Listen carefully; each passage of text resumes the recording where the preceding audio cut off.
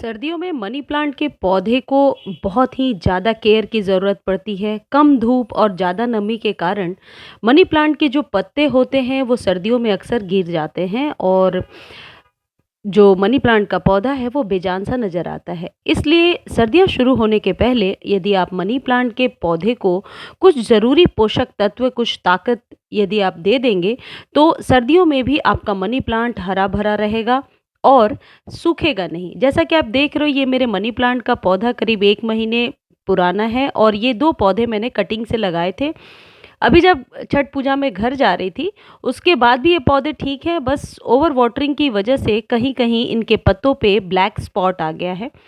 आप नर्सरी से यदि मनी प्लांट ले करके आ रहे हैं तो लाते ही उसे रिपॉट ना करें। आपने यदि रेगुलर व्यूअर हैं आप, तो आपने देखा होगा, इसे मैंने एक गमले के ऊपर रख दिया था और ये प्लास्टिक के ग्रो बैग में लगा हुआ है जो नर्सरी वाले देते हैं। यदि आप नया मनी प्लांट लेकर के आ रहे हैं तो उसे किस तरीके से लगाएंगे, और यदि पुराना मनी प्लांट है आपके पास तो आप क्या पोषक तत्व देंगे, आज के वीडियो में हम यही बात करने वाले हैं। देखिए, यदि नर्सरी से आप मनी प्लांट लेकर आ रहे हैं तो उसे पूरे अच्छे तरीके से खोलना पड़ेगा, क्योंकि जो मिट्टी इसमें रहती है बहुत ही कॉम्पैक्ट रहती है। नर्सरी वाले तो देखो एक साथ बहुत सारा खाद डालते हैं तो उन्हें ज़्यादा फर्क नहीं पड़ता, स्पेस भी ज़्यादा होता है, ग्रीन नेट के नीचे रखते हैं और भी कई सारी सुविधाएं नर्सरी में रहती हैं। लेकिन जब हम उसे अपने टेरेस में या बालकनी गार्डन में लगाते हैं, इसकी मिट्टी देखो आप, कितनी सख्त मिट्टी है। इतनी सख्त मिट्टी में हम नहीं ग्रो कर सकते, संभाल संभाल नहीं सकते। तो मनी प्लांट के लिए जब कभी भी आप कोई भी सॉइल मिक्स तैयार कर रहे हैं, ये बात ज़रूर ध्यान रखें कि गार्डन सॉइल में कुछ 20-30% सैंड ज़रूर मिला हो। इससे क्या होगा, मिट्टी भुरभुरी से बनी रहेगी, एरिएशन अच्छा रहेगा और जड़ों को फैलने में सुविधा रहेगी। 2-3 चीज़ें और हैं जो ज़रूर ध्यान दें। यदि प्लांट छोटा है तो उसे कभी भी बहुत बड़े कंटेनर में ना लगाएं। बड़े कंटेनर में यदि आप लगाएंगे और वाटरिंग करेंगे तो जल्दी पानी सूखेगा नहीं और जड़ें मिट्टी में जो है वो सड़ने लगती हैं। मनी प्लांट की जड़ें बहुत आसानी से नहीं सड़ती हैं, लेकिन ओवर वाटरिंग का असर सबसे पहले पत्तों पे दिखता है। या तो पत्ते पहले ब्लैक स्पॉट में आ जाते हैं, उसके बाद पत्ते गिरने लगते हैं। मनी प्लांट ऐसा पौधा है जिसे हम आउटडोर और इनडोर दोनों जगहों पे लगा सकते हैं, लेकिन अभी सर्दियों में आप यदि बॉटल वगैरह में या पानी में मनी प्लांट लगा रहे हो तो थोड़ा अवॉइड करो, क्योंकि फिर उसके पत्ते ज़्यादा गिरते हैं सर्दी की वजह से। खासकर नॉर्थ इंडिया में बहुत ज़्यादा सर्दी पड़ती है।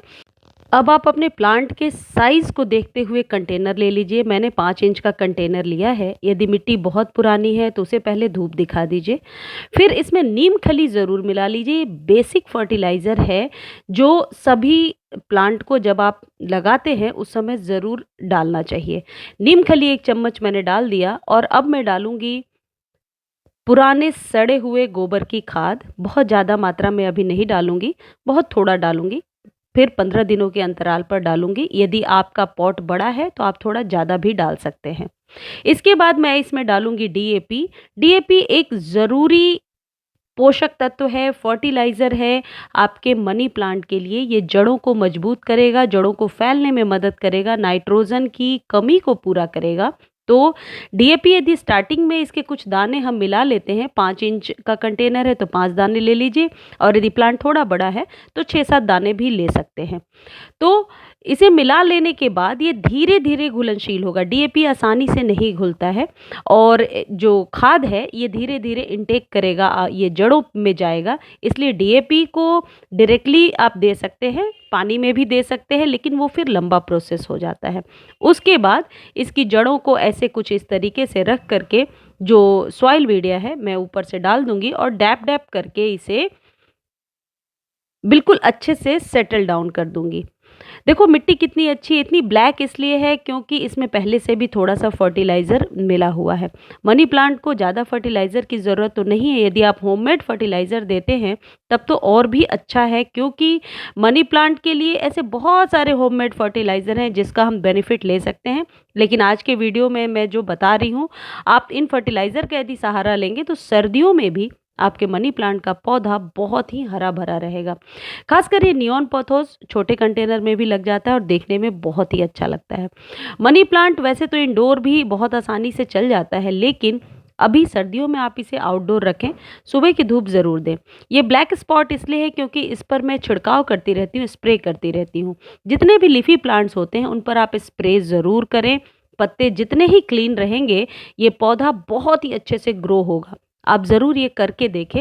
जो लीफी प्लांट है उन्हें स्प्रे किया करें, या तो सादे पानी से, या फिर मैं अभी आपको एक फर्टिलाइज़र बता रही हूँ, जिसको डाल करके यदि आप 15 दिनों पर अपने मनी प्लांट को स्प्रे करेंगे, तो मैं श्योरिटी के साथ कह रही हूँ कि आपके मनी प्लांट का पौधा बहुत ही घना, बुशियर और पत्ते बड़े-बड़े निकल कर के आएँगे और चमकदार भी होंगे। देखिए, मैंने इसे सेटल कर लिया है, और ये जो आप मेरे हाथ में देख रहे हैं, ये है एप्सम सॉल्ट। एप्सम सॉल्ट चीनी जैसा होता है, लेकिन एप्सम सॉल्ट के डब्बे में थोड़ा पानी चला गया था बरसात में, इसलिए ये टाइट हो गया है। इसे मैं पानी में मिला कर के भी स्प्रे कर सकती हूँ, लेकिन अभी मैं मिट्टी में मिला रही हूँ। एप्सम सो आप जब पौधों पर डालेंगे तो आप खुद देखेंगे इसके बहुत सारे बेनिफिट्स हैं। एप्सम सॉल्ट आप हर उस प्लांट पर यूज़ कर सकते हैं जो नए जर्मिनेशन के लिए आपने रखा है, या फिर जिन प्लांट में नए-नए पत्ते चाहिए, नए शूट्स चाहिए। ये कभी भी हानिकारक नहीं होता, बस ओवरडोज़ नहीं होना चाहिए। 1 लीटर पानी में आप 1 चम्मच मिला करके हर 15 दिन पे स्प्रे कीजिए, और फिर आप देखिए कि इसका क्या इफ़ेक्ट होता है आपके प्लांट पर। जो ये एप्सम सॉल्ट है, ये न इसमें मैग्नीशियम बहुत ज़्यादा होता है, जो फूल फल की पैदावार और उसकी शक्ति को बढ़ाने में मदद करता है। पौधे में मिट्टी से ज़रूरी नाइट्रोजन, फास्फोरस को सोखने में मदद करता है, यानी कि जो भी आप खाद दे रहे हैं, वह पौधा बहुत ही आसानी से सोखता है एप्सम सॉल्ट की मदद से। अक्सर लोग इस बात से परेशान रहते हैं कि उनके फूल के पौधे या गुलाब वगैरह नहीं आ रहे हैं, या पत्ते जो है सूखे-सूखे से हो रहे हैं, चमकदार नहीं हो रहे हैं। तो आप एप्सम सॉल्ट का छिड़काव करके देखिए, बहुत ही अच्छा काम करेगा। डायरेक्टली मिट्टी में भी दे सकते हैं, और ऊपर से वाटरिंग कर दीजिए। एप्सम सॉल्ट जो है, ये नई कलम को लेने में भी मदद करता है। नई कटिंग यदि आपने लगाई है, तो उस पर एप्सम सॉल्ट का छिड़काव ज़रूर करें। जल्दी जर्मिनेशन के लिए भी ये आपको मदद करेगा।